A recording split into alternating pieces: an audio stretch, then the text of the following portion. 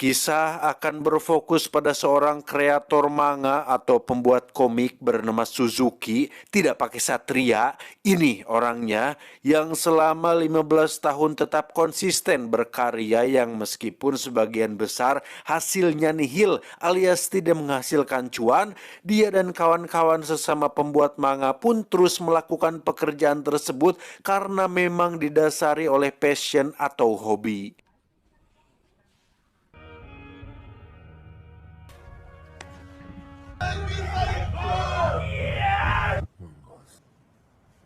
Jika komiknya tidak laku, maka Suzuki tidak akan punya uang. Itulah yang menjadi alasan kenapa sang istri sering baud alias manyun hampir setiap hari, karena bagaimana bisa beli softtek dan skincarean apabila uang dapur tidak lancar. それ売ったら趣味にお金かけて余裕なんてないんだから。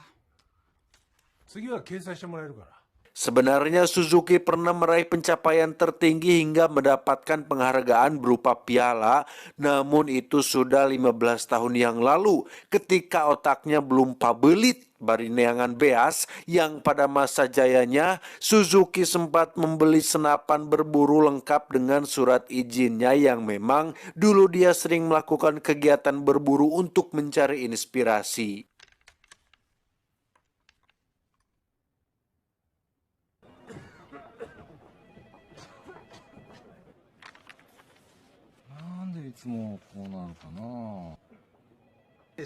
Yaっぱロレックスいいな。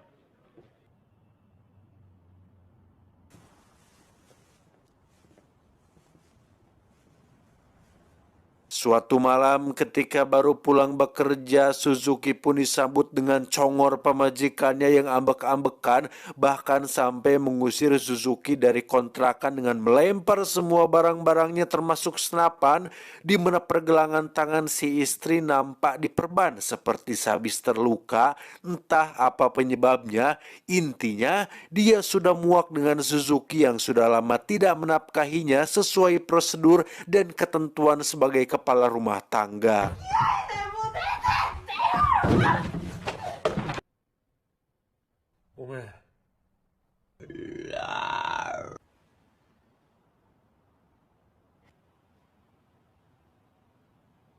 Di tempat kerja, para rekan pun bergosip mengenai kecurigaan terhadap senior yang menjalin hubungan gelap dengan junior mereka yang masih gadis, yang hal itu terbukti ketika si senior memakai plester di lehernya yang dianggap sebagai bekas cupangan. Keesokan paginya, Suzuki pun terbangun ketika mendengar suara gaduh yang ternyata adalah pesawat militer yang terbang di atasnya, yang tak lama muncullah telepon yang berasal dari istrinya yang sepertinya sedang membutuhkan pertolongan. Tanpa buang waktu, Suzuki langsung pulang saat itu juga, di mana saat dia sudah sampai di sana dan mengintip dari balik pintu, sang istri nampaknya sedang tidak baik-baik saja dan... Teko.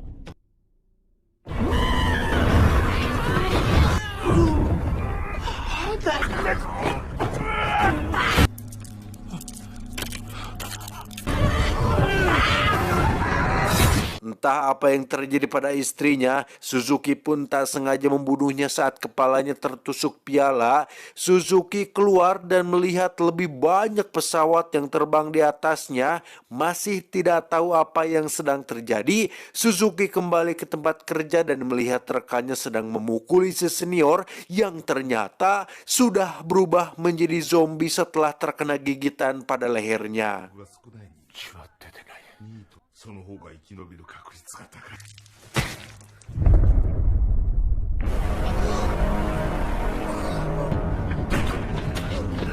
Dari sini kehidupan Suzuki yang di awal tampak normal dan biasa-biasa pun tiba-tiba berubah menjadi menegangkan, apalagi ketika dia pergi menuju ke kota yang di situ orang-orang mulai bertindak aneh dan tidak biasa ketika saling menyerang satu sama lain secara tidak puguh-puguh.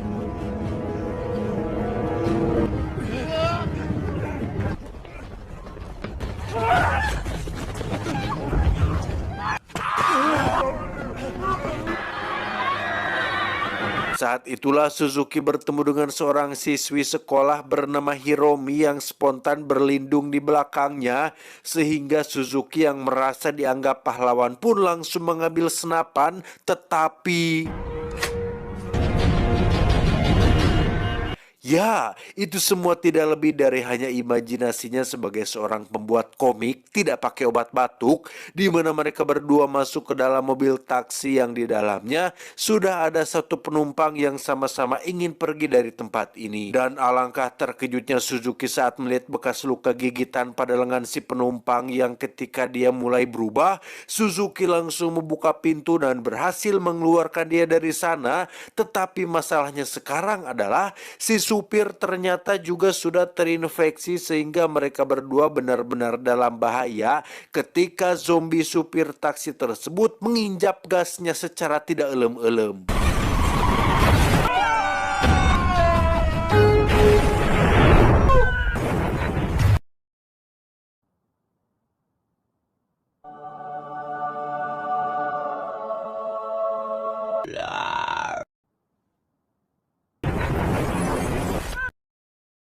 Selamat dari kecelakaan lalu lintas, Hiromi pun menunjukkan percakapan di grup yang mengatakan jika tempat paling aman untuk saat ini adalah Gunung Fuji, sehingga mereka memutuskan untuk berjalan kaki menuju ke sana karena lapar. Suzuki pun memanfaatkan sisa-sisa receh yang ada dalam sakunya untuk membeli makanan dan minuman dari vending mesin yang ada di sana.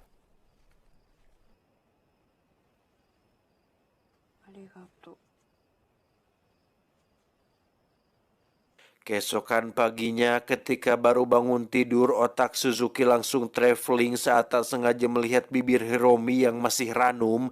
Namun alangkah terkejutnya dia saat melihat lehernya terdapat bekas gigitan zombie yang setelah ditanya, Hiromi akhirnya mengaku memang sempat digigit oleh bayi tetangganya sekitar 2 hari yang lalu.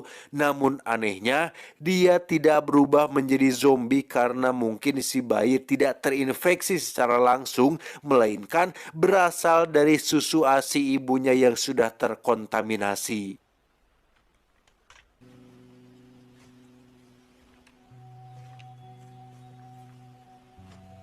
Tak tega jika harus membunuh seseorang yang masih terlihat normal, Suzuki pun mengurungkan niatnya untuk menembak Hiromi dan tetap melanjutkan perjalanan menuju Gunung Fuji yang ketika sudah sampai di tengah hutan, Hiromi akhirnya menunjukkan gejala-gejala zombie yang membuat Suzuki takut dan segera pergi dari sana.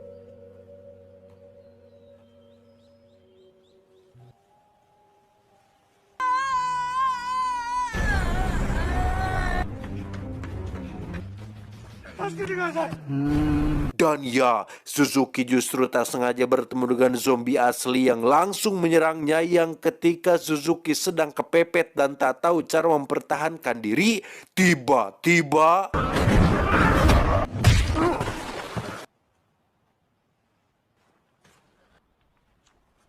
entah apa yang terjadi dengan Hiromi, dia nampaknya menjadi satu dari 1000 kemungkinan seseorang yang beruntung untuk tercipta menjadi spesies baru, yakni manusia setengah zombie, alias memiliki kekuatan zombie tanpa rasa haus akan daging, yang meskipun Hiromi masih menjadi dirinya sendiri, dia tetap menunjukkan perbedaan, yakni lebih banyak diam dan ngahuleng alias bengong, sehingga Suzuki merasa perlu untuk menggendongnya dalam sepanjang perjalanan.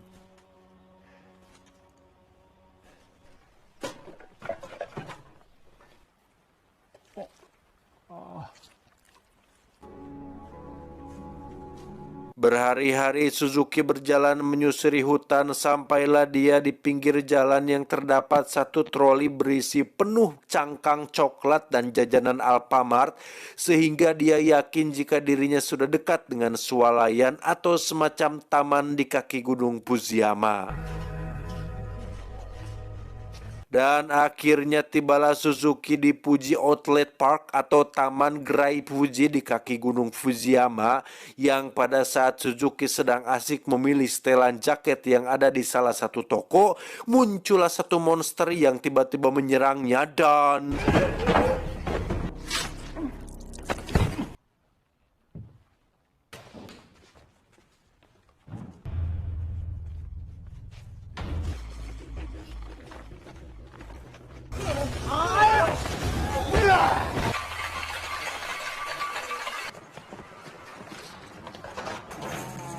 Ya, tempat ini ternyata adalah sebuah lokasi yang dihuni oleh orang-orang yang berhasil bertahan dari virus zombie, di mana mereka membentuk satu komunitas dan tinggal di atap gedung demi bertahan dari para zombie yang ada di bawah sana. 地上7メートルのセーフティーゾーンへ。ありがとうございました。 Suzuki disambut baik oleh Lura, sang pemimpin komunitas ini, di mana mereka semua sama sekali tidak curiga terhadap perubahan yang dialami oleh Hiromi karena Suzuki sudah menutup sebelah matanya. これ、ロレックス。はい、どうぞ。 Suzuki pun dijelaskan oleh Pak Abe, ini orangnya, bahwa meskipun orang-orang yang terinfeksi sudah menjadi zombie, rupanya mereka masih memiliki kebiasaan yang sering dilakukan semasa masih menjadi manusia. Di antaranya ada zombie pelompat yang dulunya merupakan atlet terkenal, lalu ada zombie tukang belanja yang dulunya merupakan istri si Bapak Abe sendiri yang hobi menghabiskan uang bulanan, lalu ada zombie laba-laba yang si bapak sendiri tidak tahu kenapa bisa seperti itu.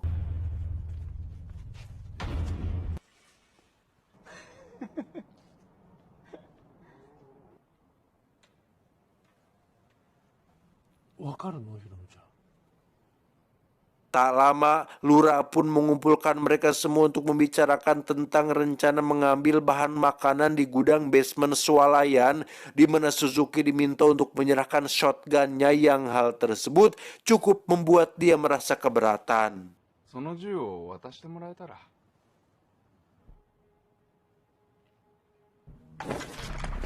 Terjadi sedikit ketegangan saat Lura memerintahkan anak buahnya untuk mengusir Suzuki dan Hiromi dari tempat ini, di mana saat dua anak buah Lura sedang memaksa Hiromi untuk pergi, tiba-tiba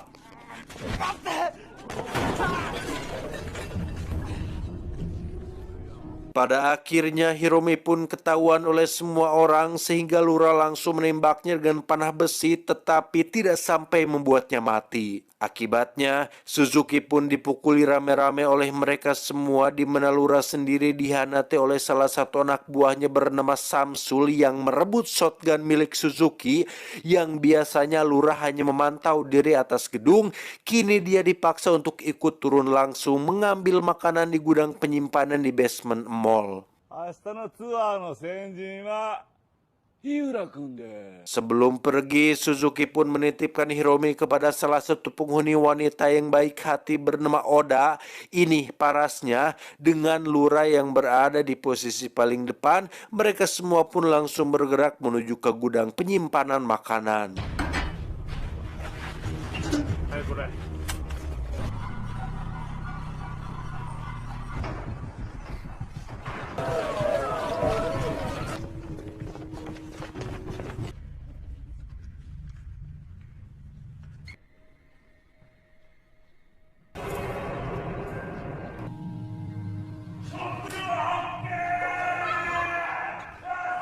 Setibanya di sana, Samsul dan beberapa kawan pun keheranan dengan lampu yang tiba-tiba menyala, disusul dengan suara musik yang berkumandang dari speaker, jelas memancing para zombie untuk datang, yang ternyata itu semua adalah ulah dari si Lura yang sejak awal berencana untuk menjadikan mereka semua umpan demi mengurangi beban manusia yang ada di komunitas ini.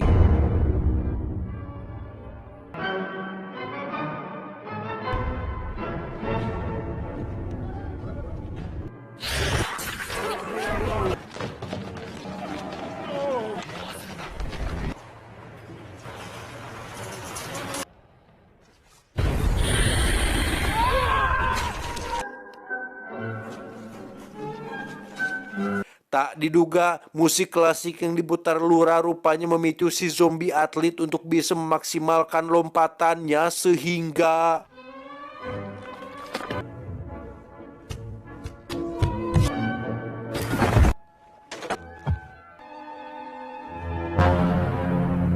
Melihat semua rekan-rekannya sudah menjadi zombie, Suzuki pun memutuskan untuk bersembunyi di dalam loker yang tak lama Oda pun meminta tolong melalui walkie-talkie yang di situ.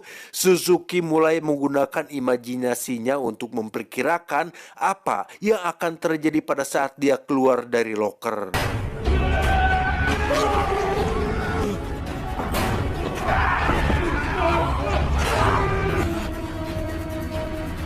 Tak ingin terlalu banyak ketakutan, keraguan, dan perhitungan, Suzuki akhirnya memutuskan untuk bodoh amat dengan apa yang terjadi, yang justru situasinya tidak separah yang Suzuki bayangkan.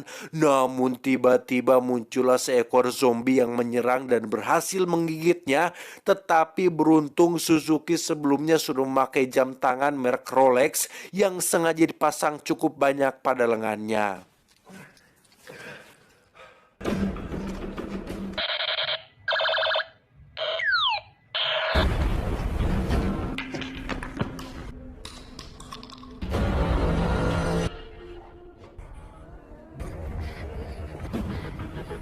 Di saat yang sama, Oda akhirnya berhasil sampai di basement gedung yang di situ secara kebetulan bertemu dengan Lura yang ternyata sudah terinfeksi, sehingga Oda segera berlari sambil menggendong Hiromi yang sudah tidak walakaya dan...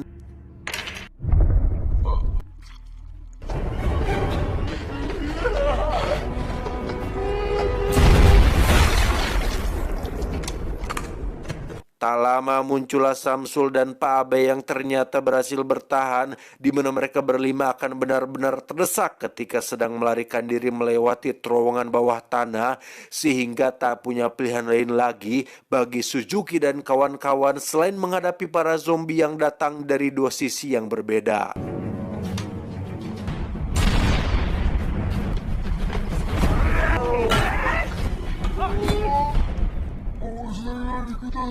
Pada akhirnya, Samsul dan Abe pun harus tiwas setelah para zombie-zombie ini memakan mereka berdua, di mana Suzuki sendiri harus menghadapi satu zombie berbadan gempal yang tidak bisa mati, cukup hanya dengan satu tembakan di kepalanya.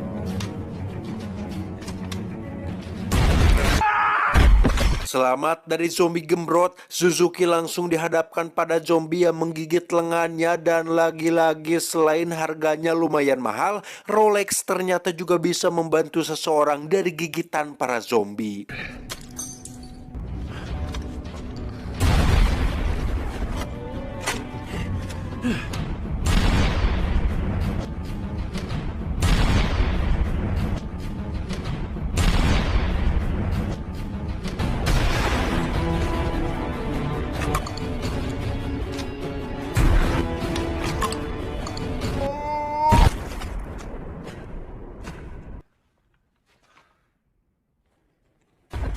Selesai dengan semua zombie yang ada, akhirnya muncullah bos terakhir yang ternyata adalah si zombie atlet yang memiliki kecepatan dan kekuatan melebihi zombie konvensional pada umumnya, yang karena tak cukup hanya dengan satu kali tembakan, Suzuki yang sudah kehabisan peluru pun langsung berlari menuju satu peluru yang masih tersisa, sehingga...